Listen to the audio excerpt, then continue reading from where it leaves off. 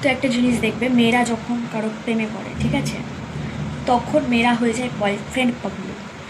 মানে কারোর সাথে যদি ধরে নাও কথা বলছে, বেস্ট ফ্রেন্ডের সাথে, যার সাথে হোক না কেন, একবার দুবার তিনবার চারবার কথায় কথায় বয়ফ্রেন্ডেরই কথা তুলবে, ঠিক আছে। যদি তার বেস্ট ফ্রেন্ড বলে, ভাই জানিস আজকে এটা হয়েছে, ঠিক আছে, এবার তার মানে রিয়াকশনটা এটা হবে, জানিস আমার বয়ফ্রেন্ডেরও এটা হয়েছিল, ওর সাথেও এটা হয়েছিল, ও এটা, তুই এটা খেয়েছিস, হ্যাঁ আমার বয়ফ্রেন্ডও জানিস এটা খেয়েছে।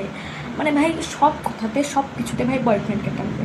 মানে মানে মেয়েরা প্রেমে মানে আন্ধা হয়ে যায়, এমন এমন আন্ধা হয়ে যায় যে সব কিছুতেই বয়ফ্রেন্ডকে টানে। সামনের মানুষ ইন্টারেস্টেড না, সামনের মানুষটা একদমই যে তুমি তার বয়ফ্রেন্ডের কথা শুনো, সে তোমার কথা শোনার জন্য ফোন করেছি না।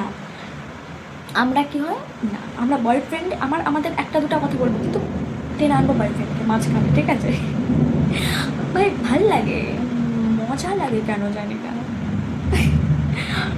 এটাই তো আমার মনে হয় ভালোবাসা। যদি কথায় কথায় তার কথা মনে না পড়লো, তার কথা নাই বললা, কি কি ভালোবাসা, কি প্রেম করছো তোমরা।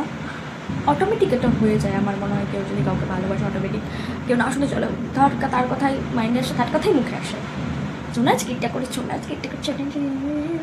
মেয়েরা একটু হয় ভাই বয়ফ্রেন্ড পাগলো, যা বলো তা বলো।